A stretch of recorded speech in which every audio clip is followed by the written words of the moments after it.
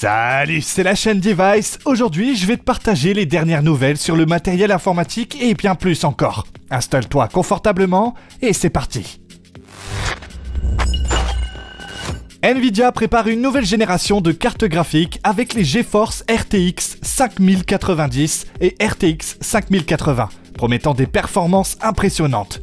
La RTX 5090 aura 21 760 cœurs CUDA et 32 Go de GDDR7, avec un bus mémoire de 512 bits, offrant une bande passante de 1,7 Teraoctets/seconde, malgré une consommation énergétique de 600 watts. Elle conservera un design à 2 slots, probablement grâce à un système de refroidissement innovant. Cette carte vise les performances ultimes pour le jeu en 4K et en 8K. La RTX 5080 proposera 10 752 cœurs CUDA, 16 Go de GDDR7 sur un bus de 256 bits et consommera 400 watts. Un excellent compromis pour les gamers et créateurs de contenu cherchant de haute performance sans aller jusqu'à la 5090.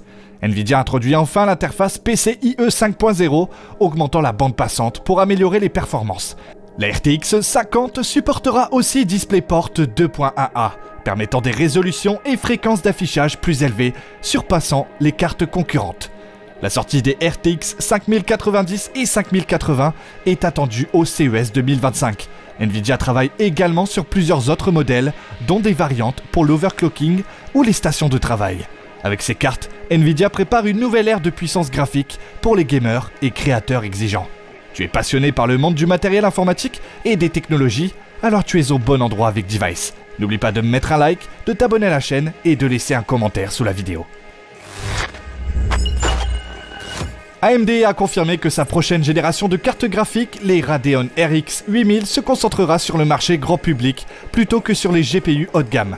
Jack Yoon, vice-président senior d'AMD, a souligné l'objectif d'atteindre une part de marché de 40 à 50% en proposant des solutions accessibles à un large éventail d'utilisateurs. Cette nouvelle série vise à offrir un rapport qualité-prix optimal pour redéfinir l'expérience de jeu.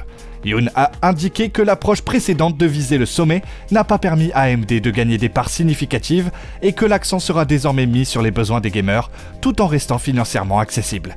Avec l'évolution du marché des GPU et la forte demande pour des alternatives à Nvidia, AMD espère séduire à la fois les gamers et les développeurs. Les Radeon RX 8000 pourraient transformer le paysage concurrentiel, surtout dans un contexte où les cartes graphiques sont de plus en plus utilisées pour des tâches variées comme l'apprentissage automatique.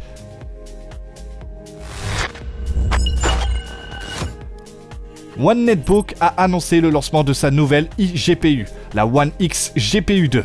Qui sera doté de la carte graphique AMD Radeon RX 7800M. Cette iGPU, présentée comme la première iGPU avec RX 7800M, sera mise en vente à $899, avec une offre spéciale de $839 pour les premiers contributeurs lors de sa campagne de crowdfunding sur Indiegogo, qui débutera le 26 septembre à 9 h.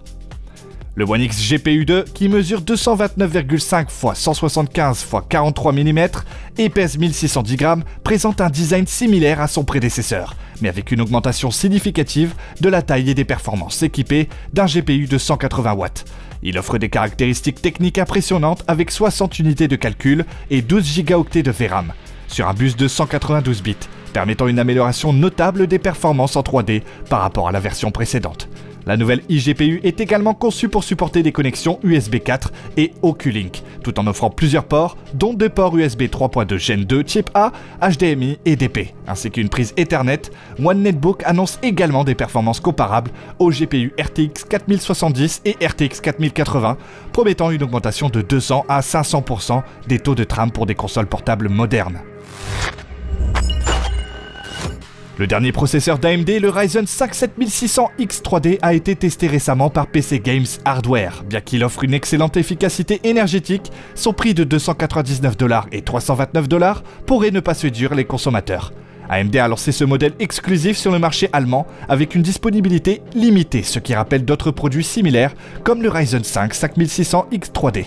Avec un nombre de cœurs réduit à 6 et une fréquence de base de 4,1 GHz, le 7600X 3D est moins puissant que le 7800X 3D, mais il reste compétitif en matière de performance de jeu, surpassant des modèles comme le 7900X 3D et le 5800X 3D.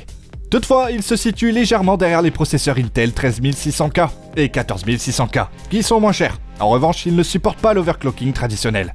En termes de consommation d'énergie, le 7600X3D est un véritable champion, affichant une consommation de seulement 48 watts en moyenne lors des tests de jeu, ce qui lui confère le meilleur rapport FPS par watt de la gamme AMD. Malgré cela, la nécessité d'un ajustement de prix semble inévitable pour le rendre le plus attractif possible sur le marché. Lors de la récente conférence de Gigabyte sur les cartes mères X870, des informations sur la série Ryzen 9000 X3D ont émergé, révélant que 3 nouveaux modèles sont attendus cette année. Bien que les rumeurs aient été initialement suscitées par AMD, un responsable produit a mentionné des différenciateurs intéressants sans entrer dans les détails. Les fuites indiquent que le Ryzen 7 9800 X3D devrait être lancé d'ici la fin octobre, tandis que les modèles Ryzen 9 9900 X3D et 9950 X3D suivront avec de nouvelles fonctionnalités. Cependant, ces derniers ne seront pas disponibles en même temps que le 9800 X3D, suggérant une sortie plus tard dans l'année prochaine. Des rumeurs circulent également sur le fait que le 9800 X3D ne pourra pas être overclocké, ce qui soulève des questions dans la communauté. Les discussions autour de ces annonces ont attiré l'attention d'autres leakers, renforçant les attentes autour de ces nouveaux processeurs. Bien que des détails restent flous, la date de lancement potentielle pour le 9800 X3D semble plausible, notamment en raison du lancement imminent des cartes mères X870. Google a récemment annoncé une nouvelle fonctionnalité pour son navigateur Chrome qui permettra de partager facilement des onglets groupés entre différents appareils. Cette option, disparue par le passé, revient sous une forme améliorée, permettant aux utilisateurs de synchroniser leurs onglets sans effort. Par exemple, vous pourrez créer un groupe d'onglets sur votre téléphone pendant vos trajets, puis l'ouvrir sur votre PC de bureau une fois arrivé chez vous. Inversement, un groupe d'onglets sur votre ordinateur portable sera accessible sur votre téléphone lorsque vous êtes en déplacement. Pour que cela fonctionne, il vous suffit d'être connecté à votre compte Google, avec la synchronisation activée sur tous vos appareils. En plus de cette fonctionnalité, Chrome facilitera également la reprise de votre navigation là où vous l'avez laissé. Si un onglet est ouvert sur un appareil et que vous changez de dispositif, Chrome vous proposera de continuer avec le même onglet sur le nouvel appareil. J'espère sincèrement que ça t'a intéressé. Si c'est le cas, n'oublie pas de soutenir la vidéo avec un like et un commentaire. Et surtout, abonne-toi à la chaîne Device. On se retrouve dans le prochain épisode.